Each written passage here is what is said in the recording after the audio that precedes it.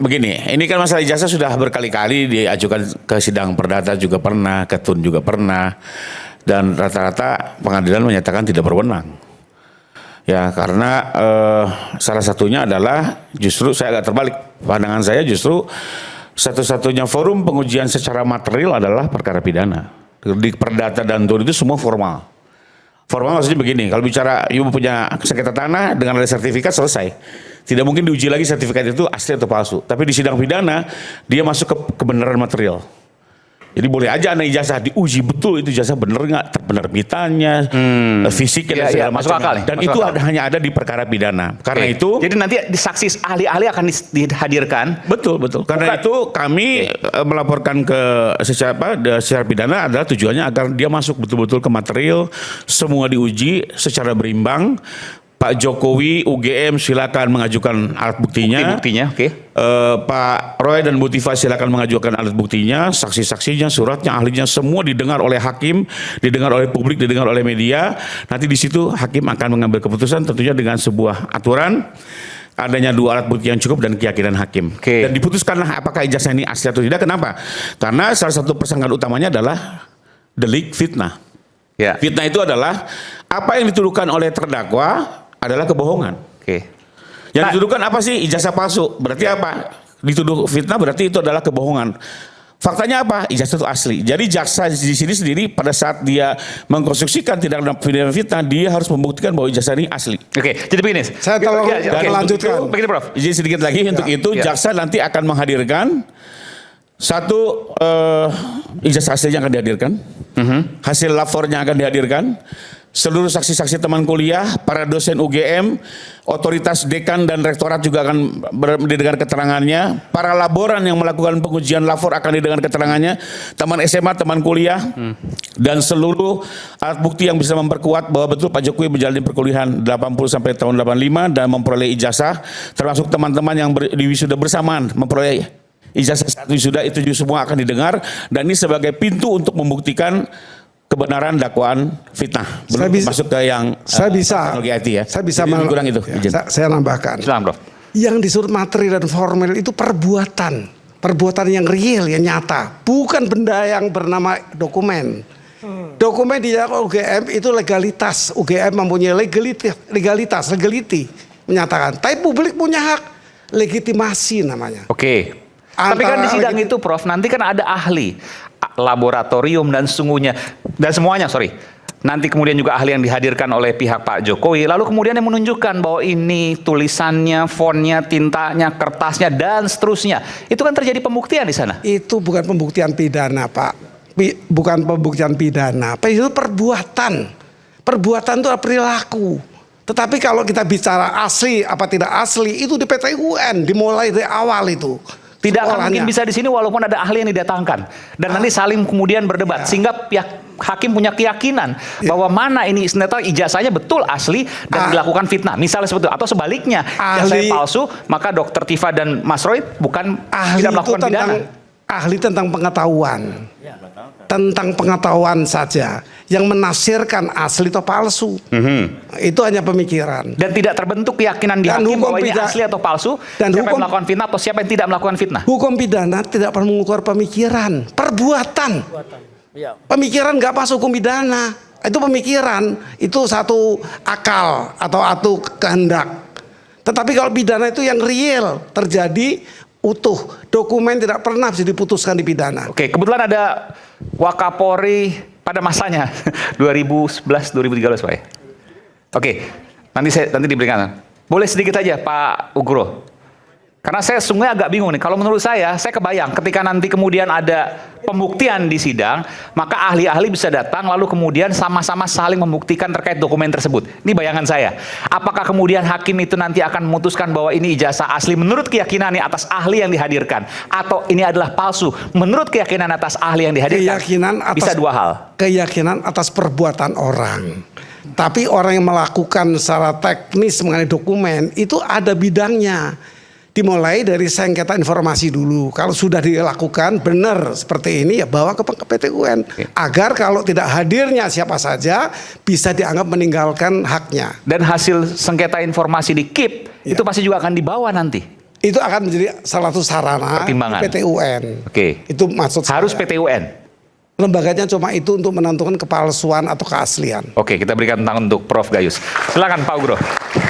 Jadi menurut saya dalam suatu berkas perkara pencemaran nama baik dan atau fitnah itu berbeda dengan suatu berkas perkara tentang laporan dugaan menggunakan ijazah palsu.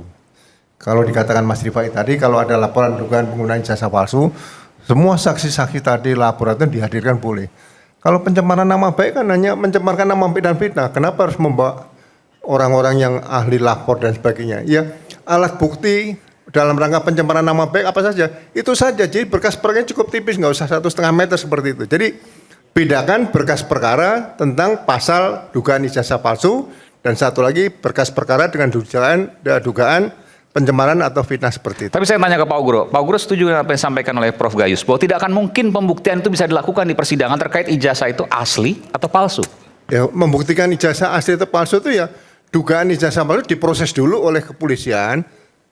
Diproses dulu loh ya. Kan Siapa yang sudah menggunakan? lewat lapor. Ya, lapornya kan dicek ini ada laporan resmi. Oke. Itu bukan Duma saja yang berhenti seperti itu. Laporan resmi, kemudian dilakukan pemeriksaan saksi-saksi, penggunaan ijazah palsu, ya tersangkanya komisioner-komisioner KPU tadi, nah baru pemeriksaannya lengkap. Nah itu berkasnya 1,5 meter bisa kalau seperti itu. Tapi kalau pencemaran nama dan fitnah, ya kemungkinan sangat kecil sehingga pembuktian ijazah palsu tidak hanya dengan verbal ucapan saja, bukan. Itu jelimet KKN-nya di mana, terus nilai-nilai dan sebagainya. Itu sangat rumit seperti itu bagi saya. Ya, jadi Jadi tidak akan mungkin terjadi pembuktian di sidang. Ijazah itu asli atau palsu? dalam kasus pencemaran nama baik ini, Iya. tidak mungkin. Tidak mungkin. Tidak mungkin. Walaupun sekali lagi, ini saya belum, logika saya terus terang saya belum bisa menerima nih logika saya. Ada ahli yang dihadirkan. Baik kedua belah pihak ya. Ada ahli macam-macam tuh. Ahli grafik, ahli font, ahli kertas, ahli apa Bang Rismon? Ahli apa namanya? Ahli, pokoknya ahli digital forensik. Digital Tapi ini forensik. menarik Mas. Ini saya seperti menonton Indonesia lawan Kamboja kemarin. Ini baru awal tuh sudah 1, 2, 3, 4, 1. Sudah 4-1 ini menangnya ini. Belum tambah nanti 5-1 nanti. Ya, jadi, Enggak, kita sini mencari kebenaran ya. Iya, betul. Hipotesis, menguji ya, hipotesis. Oke. Ya, jadi saya selalu katakan, Bayangan saya kan ada ahli-ahli yang dihadirkan. Ya. Bahkan ini bayangan saya, publik ketika nanti sidang disiarkan secara langsung, publik sendiri pun sudah punya persepsi ketika ahli-ahli itu dihadirkan. ya, ahli itu yang bisa menguji penelitiannya Dr. Tifa. Iya. Gimana? Penelitiannya Mas Roy Surya dipanggilkan ahli. Ini betul nggak peneliti Dr. Oke. Diadu dulu nih. Oke, diadu. Itu baru bisa. Dari Bung Rifai kan dari Pak Jokowi juga pasti akan dihadirkan ahlinya. Ahli Termasuk bukan- juga lapor Polri. Ya, bukan ahli dokumen palsu tadi, bukan. Ahli pencemaran nama baik tadi kan penelitian Dr. Tifa nih. Iya. Ya, dilawan dulu penelitian Dr. Tifa tadi. Oke, benar atau penyemaran enggak? tapi satu hal, tapi ahli yang terkait dengan teknis kan pasti ada. Ada salah satu yang nanti mungkin Bung Sudah ada, jadi, Bung Rismon Sianipar kan? Polda sendiri- Bung Rismon Nggak ada. Asiolan. Polda sendiri sudah Respon tuh ahli palsu. memeriksa beberapa ahli Jasanya ya. juga palsu. Baik ahli digital forensik, ahli forensik konvensional, termasuk beberapa laboran, termasuk guru-guru besar, termasuk para peneliti. Iya. Yang akan nanti menyimpulkan apakah tindakan Pak Roy dan Bu Tifa ini adalah bagian dari penelitian atau bukan. Jadi ahli Nanti teknis pun ada ahli-ahli yang akan membahas itu. dan ahli sosial terkait dengan ijazah itu. Banyak ahli ya, dari ahli teknis, digital forensik, termasuk ke ijazah langsung, termasuk juga ilmu kedokteran, ilmu telematika, ilmu IT segala macam ada. Dan menurut saya nanti menarik lah ya. Psikologi juga ada. Psikologi enggak ada. Nggak ada, oke. Tapi semua artinya gini, pihak jaksa kan harus berkeyakinan pertama ijazah ini asli karena itu dia mendakwa fitnah. Harus bersih dulu ya. Karena bedanya fitnah sama pencemaran itu adalah kalau fitnah yang disebarluaskan adalah kebohongan. Kalau pencemaran yang disebarluaskan adalah kebenaran. Jadi dia harus buktikan bahwa yang disebarluaskan ini adalah ketidakbenaran. Yang benar apa? Ijazah itu asli. Itu satu. Ya. Kedua, bahwa ini dilakukan dengan niat jahat. Ini kan cara berpikir jaksa ya. Nanti tinggal di-counter bahwa itu mungkin bagian dari penelitian. Nah, tapi jaksa juga sudah menyiapkan juga ahli-ahli bahwa yang dilakukan oleh para terdakwa ini bukan bagian dari penelitian dan itu hanya bagian dari alibi. Nanti ada ahli-ahli yang menjelaskan keilmuan-keilmuan atau argumen yang dibangun, antitesisnya seperti apa. Nah, nanti ini semua akan didengar oleh hakim dan hakim akan mengambil keputusan. Saya bisa. Ada mau tidak mau begini, saya ingin mengomentari betul dalam pidana ini bicara perbuatan, tapi adalah yang dipersoalkan adalah apakah tuduhan bahwa ijazah palsu itu benar adanya atau tidak. Itu yang mau yang dibuktikan. Lalu kedua, nanti perbuatan ada mens rea, itu lain lagi. Nah, saya izin sedikit mengomentari, saya nggak sependapat bahwa kalau ini dibawa itu selesai. Kalau di petun itu justru kewenangannya yang satu, membatalkan sebuah katun. Jadi bisa membuktikan, dia tidak bisa menyatakan ijazah itu asli atau palsu. Yang bisa dinyatakan adalah membatalkan sebuah ijazah, dia bisa. Jadi sifatnya tugas tun itu adalah membatalkan katun, bukan menyatakan katun itu asli atau tidak asli atau palsu ya. Asli palsu sih dalam pandangan saya itu tetap domain peradilan pidana. Sementara tun itu adalah pengujian untuk membatalkan, itu juga bukan untuk mengesahkan sebuah katun. Itu domain kewenangan dari peradilan itu. Karena itu ada beberapa upaya dibawa ke petun ditolak juga oleh petun gitu. Jadi ini sudah putar-putar di mana-mana, Prof. Jadi sudah diperdata berkali-kali, dicoba di CLS, nggak pernah selesai ke pokok perkara, dan mudah-mudahan nanti paling tidak di perkara yang bergulir ini, yang di PN Timur ini, paling tidak sebuah alat bukti lah disajikan. Kita coba dengan asas peradilan yang cepat, sederhana dan murah, apakah bisa diambil suatu keputusan yang berkeadilan, dan paling tidak ini bisa disaksikan oleh seluruh masyarakat. Begini, saya sekali lagi saya di tengah ya. Tapi apa yang logika saya menerima apa yang disampaikan oleh Bung Rifai, Prof. Mohon maaf, kenapa? Karena ketika ada ahli-ahli yang dihadirkan, ada UGM yang dihadirkan, maka terjadilah pembuktian ijazah itu asli atau tidak dalam persidangan. Saya akan menyikapi mengenai ahli. Ahli tidak selalu sama. Kita contoh kopi beracun. Sianida yang ada di tubuh seseorang disampaikan oleh ahli itu ada ukurannya, memang ada tiap orang, tapi kecil misalnya, berbeda dengan ahli lain.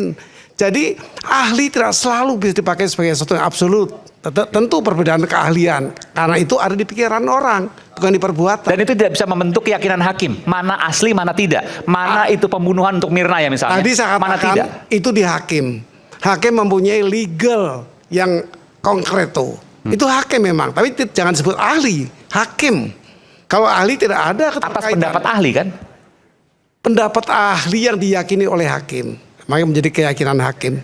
Karena berbeda-beda. Kopi beracun itu berapa ahlinya, dari Australia datang, Pak Otto Hasibuan juga pendapat lain. Semua ahli itu mempunyai pemikiran, keyakinan. Dan tidak akan mengerucut pada sebuah keyakinan, Tidak akan. walaupun ke hakim sekalipun. Nanti hakim yang akan menyimpulkan. Jadi jangan sebut ahli. Hakim memang mempunyai satu legal in concreto.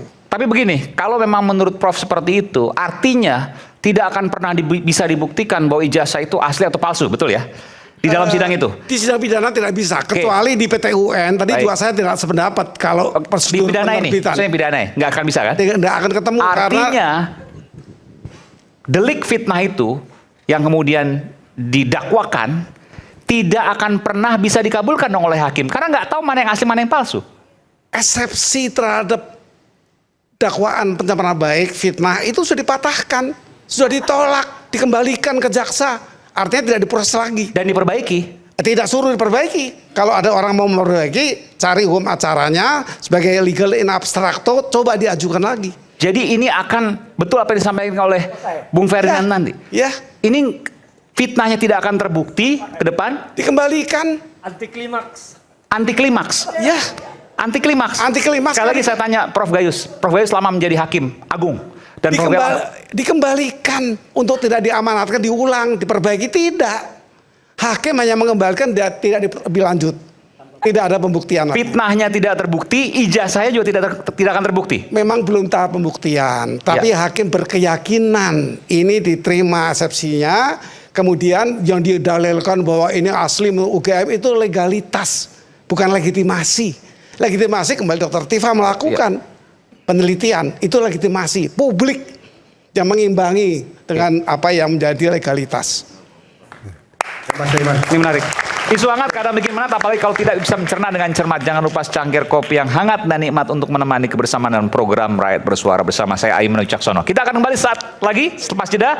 Kita akan bahas soal ini. Apakah benar nanti akan 0-0 anti klimaks di ujung persidangan? Kalau gitu kita bubar aja di sini. Oke, terima kasih.